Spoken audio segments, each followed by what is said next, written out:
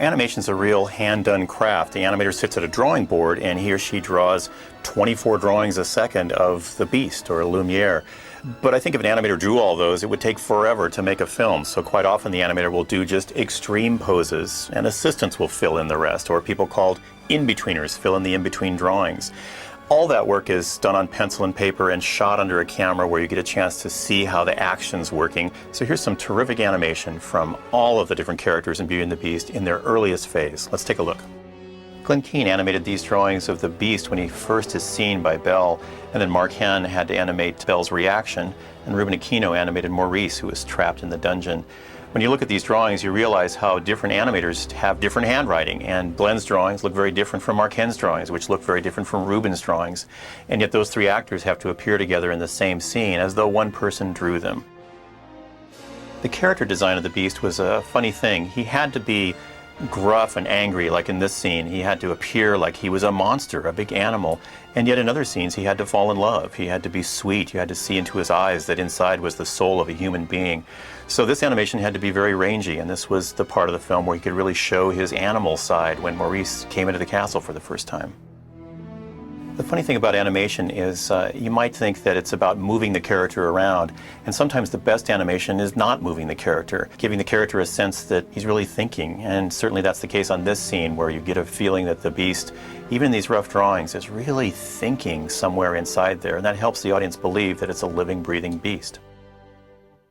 And once again, Glenn Keane animates these very simple, expressive drawings and goes through a range of emotions, but not a lot of movement. He starts very thoughtful, and the Beast gets very wistful, and then at the end, very happy. And he doesn't move around a lot. And those drawings express a wide range of emotions with just a very few scribbles on a piece of paper. And it's really the art of the animator at their best. A simple scene like this, you might think, well, that just takes a half hour or something to do, and what you're looking at in this take of the Beast is probably a couple days worth of work. It's not only the rough animator's job, but also the work of the cleanup artist to add all the detail on the characters down to the highlights in the eyes that create a feeling of this character living and breathing on the screen. So it gives you a new appreciation for how much work goes into a scene as simple as this one. James Baxter was the lead animator on Belle, and here you can see his beautiful animation. Again, it's very rough and expressive, and you see a lot of the underdrawing and scribbles that it took to create the character, but she feels completely alive and plausible as a character on the screen.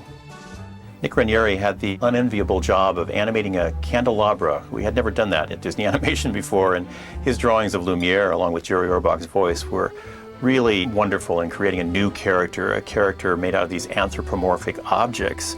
And it's another thing that a Disney animator can do so well, take a clock, a teapot, and candelabra and breathe life into them. And certainly Nick did that with Lumiere.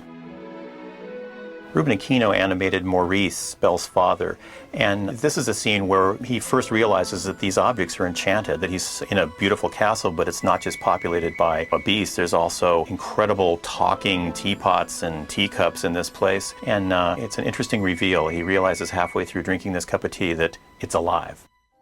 Now here the animator had to create a sense of moving through space, sometimes in the Z-plane, in and out of the screen to get a feeling of Belle running away from camera, sometimes moving from right to left with the background panning behind. And it's done in very simple, subtle ways with camera moves and drawings that move to give the feeling that the characters are walking down a hallway. You'll notice too in a scene right towards the beginning that Belle has small triangles drawn on her cheeks. These were added by the cleanup artists, and later in our post-production process, those will be painted a light pink color and blended to create a rosy rouge color on her cheeks. Here Nick Ranieri animates the line course by course, one by one, and it's the big kind of pullback where the band slows down and Lumiere is going to really put on a show and really show Belle this big finale of all the dancing teacups and silverware and show them what they can do. One thing you notice when you look at a clip like this is all the layering that goes into a sequence, quite often by different animators. Cogsworth might have been animated by one person and the Feather Dusters by another, and in the background you see some early computer graphics of the chandelier turning with dancing forks on it. Here again you see the many layers that put a scene together, not only Cogsworth, but all the bottles of champagne. The special effects artists have roughed in some champagne up in the air, the computer graphics in the background from the chandelier and the forks, and it gives you a sense of all this activity going on in the big finale of Be Our Guest.